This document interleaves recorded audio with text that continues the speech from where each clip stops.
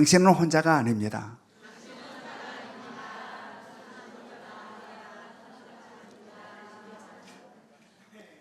그리스도와 함께입니다.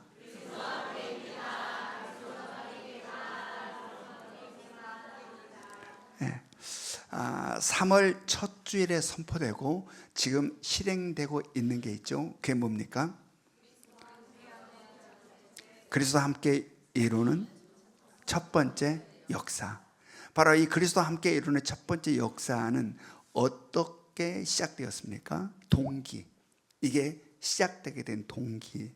그것은 2026년 새해에 들어오면서 하나님께서 우리 예명교회에 주신 말씀, 그리스도와 함께라는 말씀을 주셨는데, 우리 교회 공동체가 그 하나님이 주시는 말씀을 그냥 구호로만 외치고 지나가고 있음을 안타까워한 하나님께서는 바로 그 말씀이 그냥 구호로 끝나버리지 않게 하기 위하여 실제 우리들의 삶의 능력과 역사로 나타났고 우리들의 삶에 열매되어 나타나게 하기 위하여 구체적인 삶의 현장으로 우리를 인도하심으로 시작되었다. 아멘. 예. 그러므로 즉 2026년 그리스도와 함께라는 말씀을 주신 하나님은 그냥 말씀만 주시고 이제 니들이 알아서 해 라고 하지 않았다는 거예요. 보시고 이렇게만 안 되는데 라고 생각하시는 하나님은 우리들 가운데 개입하신 거예요. 우리들에게 그리스도와 함께라는 말씀을 그냥 주시고 내버려 우리들 네 알아서 해라라고 두신 게 아니라 우리들의 삶 가운데 직접 간섭하시고 개입해 들어오셨다는 이야기입니다. 우리는 지금 이 로마서 말씀을 새벽기도에서 계속 묵상하고 있어요. 좀 새벽기도가 앞서가고 있죠. 최근 들어서 새벽기도에서 계속 반복해서 언급되고 있는 말씀이 있죠. 어떤 말씀입니까? 내버려 두신다라는 이야기. 하나님께서 내버려 두신다. 그래, 네 마음대로, 네가 하고 싶은 대로, 네 생각대로 그냥 해 라고 이 내버려 두심에 대한 이야기가 지금 새벽기도에서 계속 언급되고 있어요. 우리가 얼핏 생각하면 네 마음대로 해, 네 하고 싶은 대로 해라 라고 하면 굉장히 해방 자유처럼 느껴지는데 지금 새벽기도에서 묵상한 바는 어떻습니까? 하나님께서 내버려 두심은 그것은 말할 수 없는 징벌이고 심판이다. 네 알아서 해라, 네 하는 대로, 네가 하고 싶은 대로 하라고 내버려 두심은 엄청난 징벌이고 심판이라는 사실을 우리가 새벽기도에서 배우고 있어요. 그리고 하나님의 간섭은 무엇과 비교할 수 없는 은혜이고 축복이다. 여러분, 그러므로 지금 하나님께서 직접 간섭하시고 개입하고 계신 그리스도와 함께 이루는 첫 번째 역사를 기대할 수 있기를 원합니다. 왜냐하면 내버려 둬서 우리가 지금 이렇게 저렇게 하고 있는 게 아니라 하나님께서 간섭하시고 직접 개입하셔서 진행되고 있는 일이기에 우리는 이 일을, 이 역사를 기대를 가져야 된다. 어떻게 기대해야 된다 하였습니까? 지난주 말씀에서 어떻게 기대해야 된대요? 그냥 멀리서 구경하는 구경꾼으로 기대하는 게 아니라 이 일에 적극적으로 동참함으로 기대해야 한다. 여러분, 이러함은 우리들의 일상의 삶에서도 그 결과를 너무 잘 알아요. 그냥 저 멀리 바라보고 있는 자는 그 결과에 대해서 별 기쁨이 없어요. 그러나 적극적으로 거기에 동참하여 내가 땀을 쏟고 수고를 아끼지 않은 사람은 그 역사를 통해서 나타날 그 열매에 대한 보람과 기쁨은 그것과 비교할 수 없이 크다라는 이야기. 그러므로 우리는 바로 하나님께서 지금 직접 개입하셔서 간섭하셔서 이끌어 가시는 바로 그리스도와 함께 이루는 첫 번째 역사에 적극적으로 동참했으면 좋겠습니다. 그래서 지금 매일 저녁마다 우리 교회는 온 성도들이 조별로 매일 저녁마다 교회에 나와서 부르짖어 기도하고 있어요. 얼마나 열심으로 기도하는지, 얼마나 뜨거운지 몰라요. 그 기도 현장이. 그리고 그 기도의 현장을 속에서 참으로 아름다운 간증들이 쏟아져 나오고 있어요. 여러분, 기도는 우리들의 삶에 있어서 우리를 힘들게 하는 게 아니라 우리에게 주는 놀라운 축복임을 깨달으시기 바랍니다. 아멘. 늘 저녁마다 박 목사님이 내려가서 기도에 함께하고 있는데 저는 처음에 이것을 선포할 때에 제가 믿음이 없으니까 우리 성도들이 바쁜데 얼마나 분주한데 또 저녁에 나와서 기도하라고 하면 얼마나 힘들어할까. 그래서 나와서 또 목사님이 이런 걸 하라고 그래가지고 이렇게 힘들게 할까라는 걱정이 먼저 왔어요, 제 머리에. 그런데 지금 실제 기도의 현장은 정말 뜨거워요. 정말 뜨거워요. 어제 저녁에도 우리 박 목사님이 내려가서 기도에 함께 했는데 우리 청년들이 40여 명 이상이 어제 저녁에 모여서 소예배실에서 정말 뜨겁게 부르짖어 기도했어요. 우리 박 목사님이 그런 이야기, 한 청년의 벽을 향하여서 간절히 기도하는데 얼마나 간절히 기도하는지 떨어지는 눈물이 방울져서 이 무릎으로 떨어지더라. 얼마나 간절한지 하나님을 향하여서 부르짖는 그 간절함이 눈물이 되어서 눈물이 방울방울 밑으로 떨어지며 기도를 드리더라. 여러분, 이것이 지금 우리 교회의 기도의 현장이에요. 기도의 현장. 여러분, 이 기도 속에 우리 모든 성도가 함께 할 수 있기를 원합니다. 여러분, 이 기도는요, 우리들 삶에 있어서 우리들의 삶에 일어난 여러 가지 문제들로 기도할 때가 많아요. 그런데 여러분, 기도에 있어서 기도한다고 그 문제에 이런 것들이 다 해결이 됩니까? 안 됩니까? 안 돼요. 그 문제를 놓고 하나님 앞에 간절하게 기도한다고 해서 그 문제가 다 해결되느냐? 안 돼요. 그건 하나님의 주권에 달려있는 거예요. 하나님은 지금 그 문제를 통하여서 나를 만지시고 나를 바꾸시고 나를 다듬으시고 나를 세우고 계신다면 중단하지 않는다. 그 어려움이, 그 힘든 문제를 통하여서 지금 하나님이 나를 다듬고 있다면 중단하지 않는다. 그 어려움은 계속 된다는 이야기. 이게 하나님 주권이에요.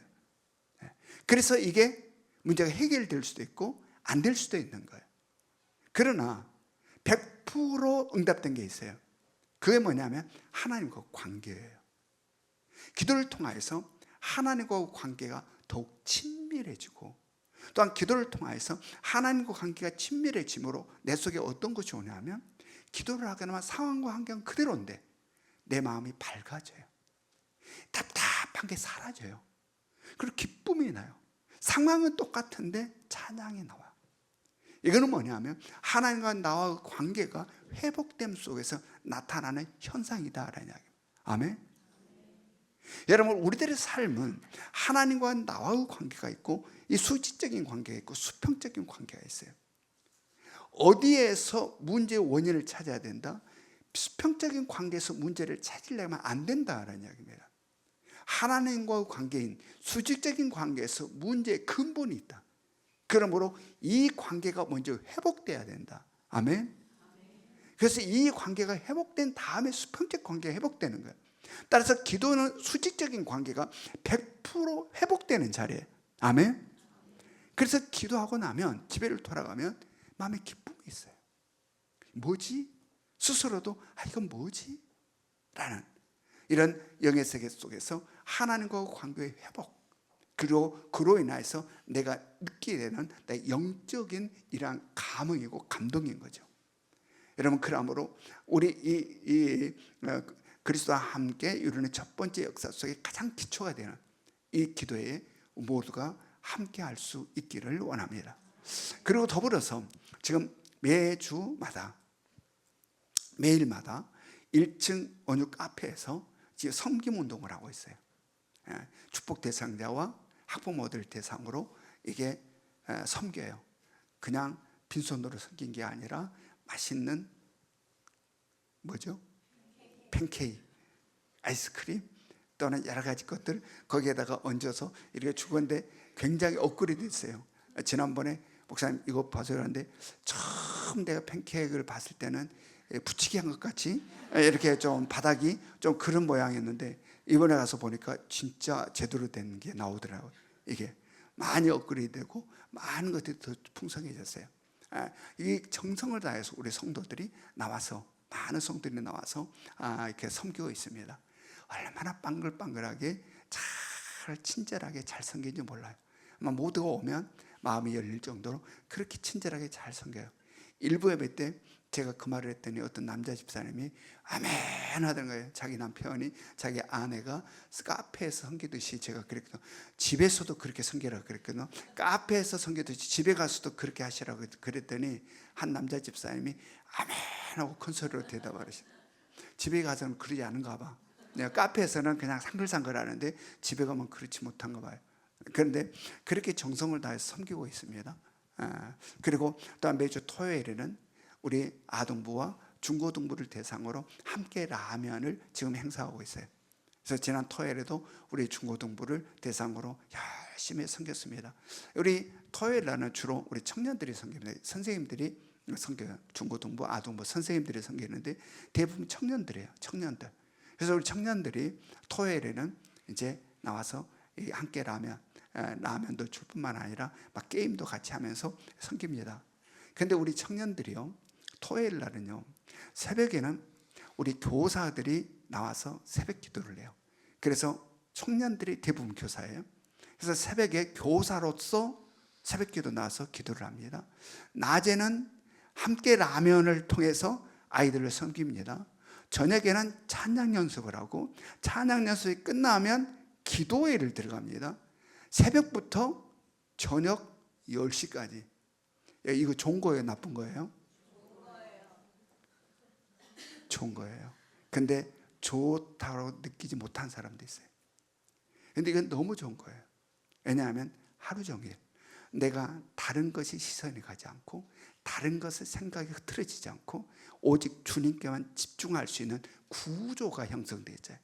그래서 토요일에 바로 내 몸은 지치지만 그래 모든 것들이 주님을 향하는 것으로 집중됨으로 말미암아 내가 은혜가 풍성해지고 주일을 맞이하는 내 마음의 기쁨과 예비된 마음으로 서게 된다. 그래서 여러분들, 우리 청년들은 이것이 나에게 주신 축복임을 믿으시기 바랍니다. 네. 예전에 제가 부목사 때는요, 설교 오면은 짐이었어, 짐. 이거 어떻게 하냐 이거. 또 설교하면은 서로 부목사, 네가 해. 아니야, 나 지난번 했잖아. 네가 해. 막 이렇게 서로 부목사님들끼리 설교 들으면, 아니 네가 해. 지난번 네가 안 했잖아. 날짜 계산하고, 내가 이렇게 오래된 네가 더 해야 되는데. 이게 짐이에요, 짐. 근데 지금은 이게 얼마나 축복인지 몰라요. 설교 준비를 하는 그 모든 시간이 다른 거 생각하지 못하고 주님만을 생각할 수 있으니까 이처럼 복된 시간이 없어요. 바로 이러함이 지금 우리 청년들에도 있다는 거. 그래서 제가 우리 청년들이 기대가 돼요. 이렇게 만들어져 가면 어떻게 될까? 우리 장년들은 그렇게 만들어져 가지 못했거든요. 그런데 우리 청년들이 이렇게 만들어져 가면 장년이 되면 어떻게 될까? 라는 그런 기대가 있어요. 여러분들 온전히 말씀 안에서 우리 스스로 나를 만들어감이 아닌 하나님의 만들어 가심 속에서 빚어짐이 어떠할 것인가에 대한 기대가 있기를 원합니다. 아멘. 예. 우리가 이렇게 지금 그리스도와 함께 이루는 첫 번째 역사를 지금 이루어가고 있는데, 첫 번째 주에는요, 첫 번째 주에는 좀 냉랭했어요. 씨를 뿌리는 단계여서 조금은 첫 번째 주간에는 좀 썰렁하고 냉랭함이 있었는데, 두 번째 주간에는 이 씨를 뿌렸으니까 이제 뭐 해야 돼요? 싹이 나야 되잖아요. 그래서 두 번째 주에 지난 주간에는 싹이 나는 단계였어요. 그래서 성경이들이 목사님이 싹이 나네요. 축복된 사람들이 오기 시작했어요. 지난주에 오기 시작했어요. 네. 여러분, 겨울이 가고 하나님의 섭리 가운데 봄이 되면서 수많은 꽃들이 피어나고 있어요. 산수유가 피어나고 매화가 피어나고 그 다음에 개나리가 피어나는 이런 하나님의 섭리 속에 피어나는 꽃들. 여러분, 우리 교회 역시 하나님의 섭리 가운데 영혼권의 꽃이 피어날 것을 믿으시기 바랍니다. 이제 이번 주에 그 하이라이트 정점에 주섬주섬 대회가 있어요. 이때 꽃이 활짝 필 거예요. 그리고 마지막 주간 4주차에는 열매들이 맺혀지리라 믿습니다.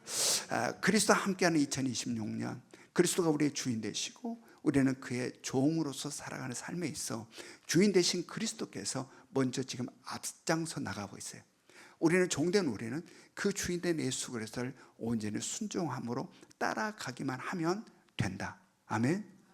그러할 때에 하나님께서 그리스도와 함께 이루는 첫 번째 열매 속에 담아놓은 놀라운 축복들이, 놀라운 은혜들이 우리들 가운데 펼쳐지게 될 것이다. 그러므로 우리 모든 성도들은 바로 이 놀라운 은혜와 축복에 한 사람도 예외되신 분이 없이 모두가 그 은혜를 누리는 축복이 있기를 원합니다. 오늘 말씀 제목이 뭡니까? 다시 한번 힘차게 시작. 오늘과 다음 주일에 선포될 말씀, 로마서 1장 16절과 17절 말씀은 굉장히 중요한 말씀이에요. 로마서 1장 16절 17절 말씀은 우리가 지금까지 쭉 로마서를 묵상해왔던 이 도입 부분의 결론이라고 할 수 있어요. 그리고 또한 이 말씀은 로마서 전체 주제인 이신칭의와 이신득의를 압축하여서 우리들에게 보여주시고 알려주신 말씀이에요. 그러므로 어느 때보다도 이 말씀에 더욱더 집중할 수 있기를 원합니다.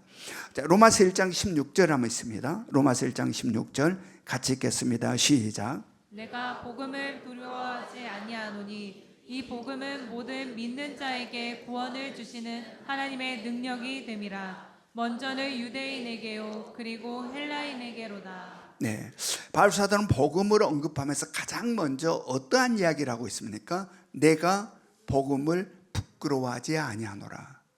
여러분, 우리는 바울을 너무 잘 알아요. 바울 사도가 복음을 얼마나 자랑스러워하는지를. 그런데 오늘 말씀이 복음에 대해서 이야기를 시작하면서 내가 복음을 자랑스럽게 생각한다고 이야기하지 않고 지금 뭐라고 이야기하고 있어요? 내가 복음을 부끄러워하지 않다, 이렇게 표현하고 있어요. 자기가 그토록 자랑스럽게 생각하는 이 복음을, 내가 복음을 자랑스럽게 생각한다라고 이야기하지 않고 내가 복음을 부끄러워하지 아니한다 라고 언급하고 있다. 여기에는 어떤 의도와 어떤 의미가 담겨 있는 걸까? 그것은 바로 당시 성도들에게 성도들이 복음을 부끄러워하는 사람이 있다 없다? 있다라는 것을 지금 담고 있는 거예요. 당시 성도들 가운데 복음을 부끄러워하는 사람들이 있음을 지금 이 말 속에서 우리가 찾아볼 수 있는 거예요. 느낄 수 있는 거예요. 당시 왜 그랬을까? 당시 로마 사회는 어떤 것이 자랑이었냐면 권력, 부, 그냥 탁월한 철학적 박식함, 이런 것들이 당시 로마 사회에서는 자랑이었어요. 그리고 반면 십자가는 당시 로마 사회에서 수치고 부끄러움이었어요. 왜냐하면 당시 십자가는 흉악한 흉악범들이 달려 죽은 형틀이었어요. 십자가가. 그러므로 복음이라는 것은 십자가에 달려 죽임당한 예수 그리스도를 전하는 거예요. 그러므로 그 로마 사회, 당시 사회에서는 이 복음은 부끄러운 것이다. 부끄러운, 수치스러운 것이다. 그러므로 말미암아 성도들 중에서도 이 복음을 부끄러워하는 사람들이 많았다라는 이야기입니다. 그래서 바울 사도는 오늘 말씀에서 내가 복음을 부끄러워하지 아니한다 라고 말씀을 시작하고 있는 거예요. 자, 그렇다면 이 말씀을 남의 이야기가 아니라 우리들의 삶으로 가져와 봅시다. 자, 생각해 보십시오. 당시 로마 사회 이런 분위기가 있다고 그랬어요. 당시 로마 사회에서 이런 분위기가 쫙 팽배한 이 로마 사회에서 복음을 전하는 것이 더 어렵겠습니까? 지금 우리가 살고 있는 이 현대에서 복음을 전하는 것이 더 어려울 것 같습니까? 어떤 것이 더 어려울 것 같습니까? 바로 십자가에 대해서 흉악한 범죄인들이 죽은 형틀이라는 그 분위기, 바로 이 속에서 십자가에 달린 예수 그리스도를 전파한다는 것은 부끄러운 일이에요. 결코 쉬운 일이 아니다. 그런데 그럼에도 불구하고 우리는 오늘 현대에서 복음을 전하기를 쑥스러워하고 부끄러워할 때가 많다. 여러분, 우리들의 삶을 다시 한번 돌아볼 수 있기를 원합니다. 우리의 신앙을 다시 한번 돌아볼 수 있어야 된다. 그리고 여기서 앞서 언급된 이 복음을 부끄러워하는 그 이유, 방금 우리가 나눴잖아요. 이래서 부끄러워한다. 바로 이 복음을 부끄러워하는 이유는 표면적인 이유예요. 겉으로 드러나는 표면적인 이유, 그보다 더 깊은 근본적이고 내면적이고 더 영적인 이유를 우리는 알아야 돼요. 지금 우리가 복음을 부끄러워할 때 좀 쑥스러움이 있잖아요. 이 복음을 전할 때, 복음을 이야기하려 할 때 위축됨이 있단 말이에요. 왜 그런가? 바로 로마 사회는 그람이 있었다 하지만 우리도 역시 복음을 부끄러워하고 쑥스러워할 때가 있다. 왜 그럴까? 바로 이 부분을 우리가 알아야 된다. 표면적인 이유 말고 내면적이고 영적인 이유를 알아야 된다. 왜 우리에게는 그런 마음이 형성되는가? 자, 성경은 이 땅을 어떤 땅이라고 이야기합니까? 어둠의 땅이라. 이 땅을 어둠의 땅이라고 그래. 죄로 가득한 세상. 여러분, 이것은 우리가 부인할 수 없는 거예요. 이 세상 신문과 뉴스 몇만 이렇게 사회면만 쫙 찾아보면, 야, 이 세상이 어떻게 이렇게 악하냐. 지금 지구 곳곳에서 엄청난 전쟁으로 인해 수많은 살상들이 이루어지고 있습니다. 살상들이 이루어지고 있습니다. 인간들이 어떻게 이렇게 악할까? 수많은 사건들을 보면서, 야, 세상이 정말 어둡구나. 성경은 이 땅을 어둠의 땅이라고 이야기해요. 죄로 가득한 세상. 그래서 이 죄 가운데서 강력한 영향력을 행사하는 어둠의 영, 사단 마귀의 영향력이 대단해서 이 땅을 사탄 마귀가 왕노를 하는 곳이다라고 이야기하고 있어요. 성경이. 바로 이 세상은 죄 가운데서 강력한 영향력을 행사하는 어둠의 영, 사단 마귀가 왕노를 하는 곳이다.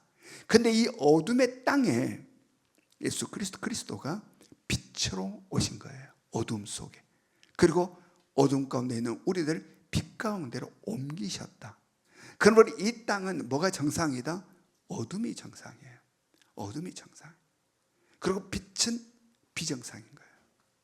여러분, 눈이 하나만 있는 사람들이 사는 사회에 눈이 둘 달린 사람이 가면 누가 정상이고 누가 비정상이에요?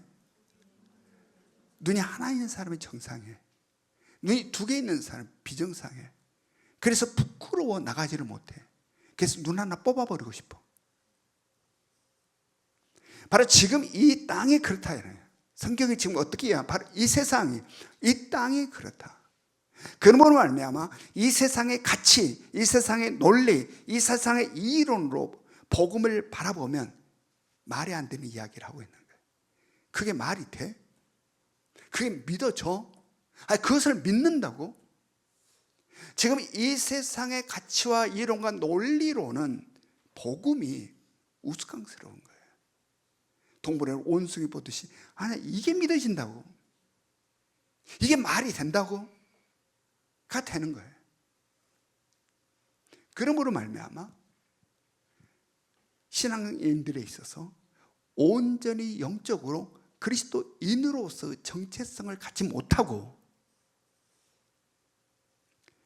세상 가치와 세상 시각을 갖고 있다면 부끄럽다. 복음이 부끄러운 거예요.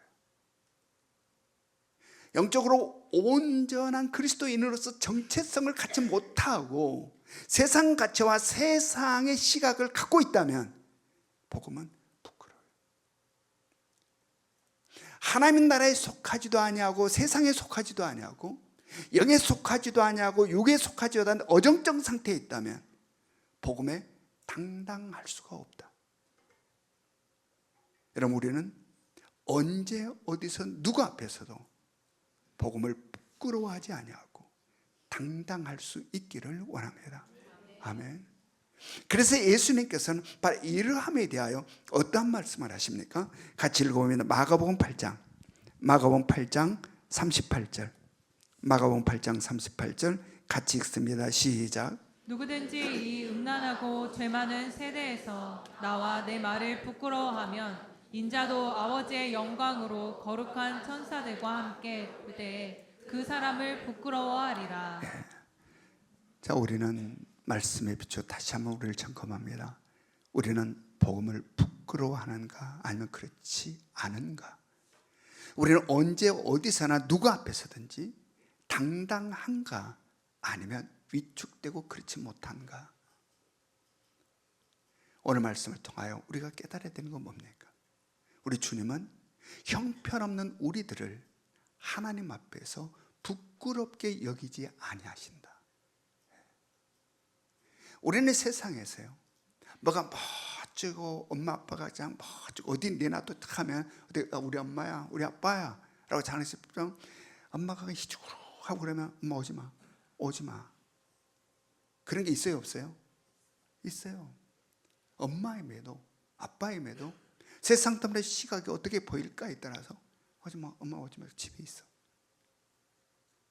여러분, 하나님 앞에서 우리의 모습이 어떠한가라는 이야기입니다. 형편없는 모습에, 그럼에도 주님께서는 하나님 앞에서 우리를 부끄러워하지 않는다, 부끄럽게 여기지 않는다, 오히려 자랑스럽게 생각합니다.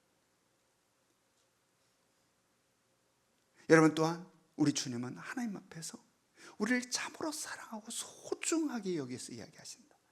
그러므로 우리 역시 언제 어디서 누구 앞에서도 주님이 우리를 그러하신 것처럼 우리도 주님을 부끄러워해서는 안 된다. 그리고 우리 역시 주님을 더욱더 사랑하고 주님을 존귀 여기는 삶을 살아가야 한다. 아멘. 왜냐하면 주님이 우리를 그렇게 대하시고 계시니까. 로마서 1장 16절 말씀 봅니다. 로마서 1장 16절 같이 읽습니다. 시작. 내가 복음을 부끄러워하지 아니하노니 이 복음은 모든 믿는 자에게 구원을 주시는 하나님의 능력이 됨이라. 먼저는 유대인에게요 그리고 헬라인에게로다. 복음은 모든 믿는 자에게 구원을 주시는 뭐라는 겁니까? 하나님의 능력이다. 다시 한번, 하나님의 무엇이다? 능력이다. 복음은 하나님의 능력이라는 겁니다. 자, 여기서 하나님의 능력이라고 하는 것은 가장 먼저는 예수 그리스도를 믿어 구원받게 하시는 능력이에요. 예수 그리스도를 믿어 구원받게 하시는 능력. 우리는 일반적으로 이런 생각을 해요. 우리가 복음을 듣고 예수 그리스도를 믿어서 구원을 받는다라고 생각을 해요. 그러나 여기에는 하나님의 능력이 개입되었음을 깨달으시기 바랍니다. 아멘. 우리가 복음을 듣고 예수 그리스도를 믿어 구원받게 되는 여기에는 뭐가 개입되었다? 하나님의 능력이 개입되었다. 그래서 여기에 바로 하나님의 능력이 나타난 거죠. 마태복음 19장에 보면 예수님께서 제자들에게 그런 이야기를 합니다. 부자가 천국에 들어가기는 뭐 들어가기보다 어렵다? 낙타가 바늘기로 들어간 것보다 어렵다. 부자가 모든 것이 형통한, 이 세상 형통한 이 부자가 하나님 나라에 들어가는 것, 낙타가 바늘기를 들어간 것보다 더 어렵다. 그 말을 하는지 제자들이, 아니 선생님, 그러면 누가 구원을 받을 수 있습니까? 라고 질문을 해요. 그때 예수님께서 무슨 이야기를 합니까? 자, 마태복음 19장 26절, 마태복음 19장 26절 같이 읽습니다. 시작. 예수께서 그들을 보시며 이르시되 사람으로는 할 수 없으나 하나님으로서는 다 하실 수 있느니라. 하나님은 어떠하시다는 거예요? 다 하실 수 있느니라. 다 하실 수 있다. 인간은 불가능하지만 하나님은 모든 것이 가능하다라는 이야기예요. 여러분, 그 신뢰가 지금 이 로마서를 쓰고 있는 바울이에요. 지금 이것의 신뢰가 로마서를 쓰고 있는 바울이에요. 여러분, 우리는 바울 사도를 너무 잘 알아요. 바울 사도는 유대인으로서 얼마나 열정적이었는지 몰라요. 그는 예수 그리스도를 이단의 괴수로 생각했어요. 이단의 우두머리. 그래서 하나님의 영광을 가리고 하나님의 말씀을 왜곡시키는 자. 그러므로 그를 따르는 모든 자들은 제거시켜야 될 대상으로 생각했어요. 그냥 바울 사도는 감정으로 그런 게 아니에요. 성경을 근거로 한 명확한 이론과 논리로 이것들은 없어져야 돼. 말씀에 비추어서 이 애들은 사라져야 될 이들, 하나님의 영광을 가리는 이들. 그래서 그는 바로 그의 학식과 그의 그 명철함과 똑똑함이 얼마나 대단한지 잘 알고 있어요. 그래서 그는 완벽한 이론과 논리를 근거로 예수를 따르는 자들을 완전히 제거시키는 일에 가장 앞장섰어요. 바로 이러한 바울을 어느 누가 찾아가서 어떤 말로 그를 예수 믿는 자로 만들 수 있을까? 불가능해. 어떤 이론과 어떤 논리로 그를 설득시킬 수 있을까? 불가능해. 우리가 알고 있는 그 바울. 그런데 그런 바울이 예수를 믿게 되었고 예수를 증거하는 일에 최선봉에 서게 되었다. 이것은 하나님의 능력인 거예요. 바로 거기에 하나님이 개입하신 것이고 바로 그것이 하나님의 능력인 거예요. 사람으로는 결코 불가능한 일. 어느 누구도 바울을 설득시켜 예수를 믿게 할 수 없는 그가 예수를 믿었을 뿐만 아니라 예수를 위하여 자기 생명을 던져버리는 이런 삶으로 살아가게 되는 것은 하나님의 능력뿐이다라는 이야기예요. 능력뿐이다. 언젠가 가수이면서 배우인 어떤 분이 이 연예인들과 딱 둘러앉아서 이런 이야기를 하는데 거기서 그러는 거예요. 야, 하나님이 살아계셔. 그러니까 다른 사람들 다 비웃는 거예요. 무슨 소리 하는 거야? 아니, 진짜 하나님 살아계시다니까. 그러면서 무슨 이야기를 하면 자기는 불교 집안이야. 불교 집안. 독실한 불교 집안. 그래서 옆에 있는 이 연예인들이 그래, 지난번에 그 방송에 불교 방송에 나왔잖아. 나 불교 방송에 출연도 하고 나 그랬어. 그리고 예수를 처음에 자기가 옛날에는 예수를 믿은 사람을 보면 한심하게 그지없어요. 아니 자기가 헤쳐나가야지. 하나님 도와주세요. 하나님 의지합니다. 하나님 어떻게 좀 해주세요. 이게 무슨 꼬라지냐. 자기가 힘있게 자기 앞길을 자기가 개척해 나가고 자기가 열어가야지. 지금 무슨 바보 같은 모습. 참으로 의지력도 없고 약한 자들, 형편없는 자들로 생각했다라는 거예요. 그렇게 살았는데 어느 날 어떤 영화를 하나를 다 촬영을 다 끝나고 이제 집으로 돌아오는데 갑자기 마음속에 하나님이 누구지? 하나님이 어떤 분이시지? 하나님을 알고 싶은 마음이 속에서 생겼다는 거예요. 그래서 하나님이 누굴까? 하나님 앞에 나가서 기도해보고 싶은 이런 마음들이. 그러니까 옆에 또 연예인들이 그때 혹시 힘들고 어려운 일이 있었어요? 라고 이렇게 질문을 한 거예요. 아니, 그때는 다 잘 나가고 있었어. 영화도 멋지게 촬영 끝났고 행복하고 해피한 때야. 그런데 갑자기 마음속에서 하나님에 대한 생각이 계속 나온다는 거예요. 그래서 어느 아침에 남산을 자기 멍멍이를 데리고 남산을 올라가려고 하면서 하나님 나 가다가 처음으로 딱 교회가 보이면 그 교회에 들어가서 내가 기도 한번 할게요 라고 하고 싹 올라갔다는 거예요. 그런데 남산 꼭대기까지 올라갈 때 교회가 하나도 안 보이더라는 거예요.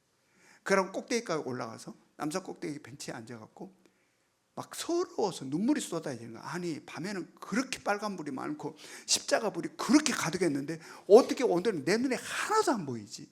그러면서 그 남산 꼭대기에서 펑펑 그냥 서럽게 눈물이 나더니 펑펑 울면서 이제 그냥 속상해서 내려오는데 전화가 하나 딱 걸려오더라고요.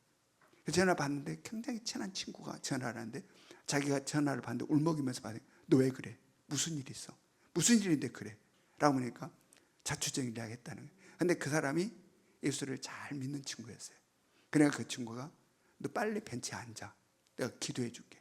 그래서 내려가다가 벤치가 보여서 딱 앉았는데 그 벤치 옆으로 오솔길 하나 쫙 나 있는데 그 오솔길 반대편은 그 끝에리에 십자가 딱 보이다는 거예요. 교회 십자가 딱 보이고 그리고 그때 영접 기도를 하고 예수를 믿게 되었다. 그러면서 그가 하는 말이 하나님 살아계셔. 그러니까 주변의 사람들이 아니 어떻게 그냥 살아계신다니까. 그냥 살아계셔. 설명할 수가 없어. 설명할 수 없이 찾아오셨어. 그래가지고 그 뒤로 독실한 크리스찬이 됐어요. 하나님의 능력이에요. 아멘. 하나님의 능력이에요. 바로 이러함이 하나님의 능력이다라는. 이것은 어떤 바울 사도나 어떤 특별한 사람들에게만 있는 일일까? 아니에요. 지금 우리에게도 똑같이 하나님의 능력이 개입하였고 하나님의 능력이 나타났음을 믿으시기 바랍니다. 여러분은 어떻게 예수 그리스도를 믿게 되었어요? 이래갖고 그렇구나 라고 수학의 문제 풀어주지 그래가지고 믿는 사람 거의 없어요. 바로 이런 하나님의 능력이 개입하신 하나님의 능력으로 우리는 지금 예수 그리스도를 믿고 있고 지금 이 자리에 있는 거예요.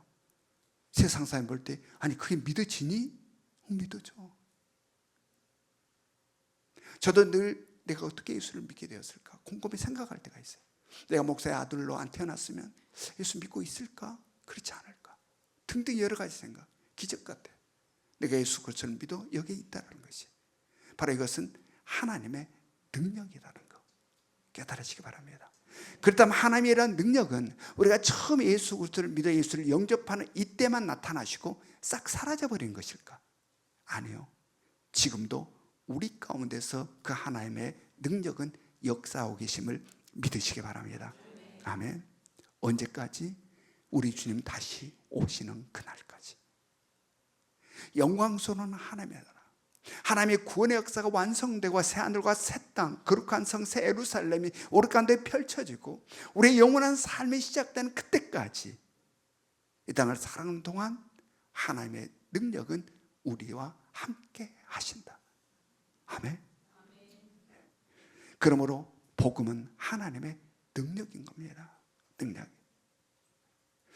그래서 우리에게는 복음이 필요해요. 예수를 믿을 첫 단계만 필요한 게 아니라 복음은 계속 필요하다. 왜? 복음은 하나님의 능력이니까. 아멘. 그래서 지난주일 말씀에서 바울 사도가 이미 예수를 믿고 있는 로마 교회 성도들에게 뭘 전하고 싶어 로마를 갈라 한다 그랬어요? 복음을 전하려고. 이미 예수 그리스도를 믿고 있는 로마 교회 성도들 향해 내가 정말 너희에게 가고 싶다. 그 이유는 내가 너희에게 복음을 전하려고. 왜냐하면 복음이 하나님의 능력이니까. 그러므로 우리는 복음을 사모해야 된다. 그렇다면 복음을 듣기만 하면 능력이 나타나는 걸까? 복음은 하나님의 능력인데 복음을 듣기만 하면 그 능력이 나타나게 되는 걸까? 아니에요. 아니에요. 오늘 말씀에서 뭐라고 했습니까? 복음은 모든 어떤 자에게 구원을 주시는 능력이라? 믿는 자, 믿는 자. 복음은 모든 믿는 자에게 구원을 주시는 하나님의 능력이다. 즉 믿음이라는 거예요. 믿음. 여기에 있어서 이 하나님의 능력은 믿음을 통하여 나타남을 깨달으시기 바랍니다. 아멘. 마가복음 9장에 보면 예수님께서 베드로와 야고보와 요한을 데리고 변화산을 올라가십니다. 그리고 그 아래는 산 아래는 다른 제자들이 남아 있었어요. 그런데 어떤 아버지가 아들을 데리고 그곳을 찾아왔습니다. 그 아들은 귀신에 들려서 굉장히 고통을 당하고 있었어요. 그래서 아들을 고치기 위하여서 한 아버지가 아들을 데리고 그곳에 왔는데 예수님은 변화산 올라가고 나머지 제자들이 있어서 제자들에게 아이의 이야기를 하고 아이를 고쳐달라고 합니다. 그러니까 제자들이 예수님이 했던 대로 합니다. 예수님께서 귀신을 쫓아내는 그대로 똑같이 보고 배운 대로 제자들이 똑같이 그 아이에게서 귀신을 쫓아내려고 해요. 귀신이 나갔어요? 안 나갔어요? 안 나갔어요. 안 나갔어요. 그러니까 그때 사람들이 막 모여들어서 이제 구경 난 거죠. 그러니까 사람들이 우르르 모여들어서 지금 무슨 일이 일어나는 거야 이거 보고 막 구경을 하는데 제자들이 막 귀신을 쫓으려고 하는데 귀신이 안 나가. 그러니까 거기에 있던 사람들과 또 거기 서기관들이 있었어요. 시비가 붙은 거예요. 시비가 논쟁이 붙은 거예요. 너희들 뭐야? 제자들과 이 서기관들과 논쟁이 붙은 거예요. 바로 그때 예수님께서 변화산에 내려왔어요. 내려다가 그를 목격하시고 무슨 일이냐 라고 자초지정을 듣고 무엇을 꾸중합니까? 뭐라고 꾸중했어요? 믿음이 없는 세대요. 믿음이 없는 세대요. 믿음 없음을 꾸중하셨어요. 그리고 아이를 데려오라. 그 아이를 데려왔을 때 아버지가 아이를 데려오면서 예수님께 뭐라고 이야기합니까? 이 아버지가 선생님 할 수만 있으면 내 아들 좀 고쳐주세요. 할 수만 있으면 우리를 좀 불쌍히 여겨주시고 내 아들을 고쳐주세요 라고 예수님께 이야기해요. 그때 예수님께서 뭐라고 이야기합니까? 우리 같이 봅니다. 마가복음 9장 23절 마가복음 9장 23절 같이 읽겠습니다. 시작. 예수께서 이르시되 할 수 있거든이 무슨 말이냐 믿는 자에게는 능히 하지 못할 일이 없느니라 하시니. 아멘. 이 말씀을 하신 다음에 예수님께서 그 아이에게서 귀신을 쫓아내버려서 치유를 해 주십니다. 자, 우리가 여기에 밑줄 친 부분 다시 한번 읽어봅니다. 시작. 믿는 자에게는 능히 하지 못할 일이 없느니라. 예. 자, 믿는 자에게는 능히 하지 못할 일이 없다라고 해요. 자, 우리 믿는 자예요, 믿는 자 아니에요? 여러분, 하지 못할 일이 있어요, 없어요? 하지 못할 일이 있잖아요. 여러분, 믿고 있는데 안 된 일들 많아요, 없어요? 많아. 예? 지금 말씀은 이랬는데 믿는 자에게는 하지 못할 일이 없다. 다 모든 일을 할 수 있다, 믿는 자는. 그런데 우리 믿고 있어. 그런데 실제 하지 못한 것이 더 많아. 뭘까 이게? 뭘까?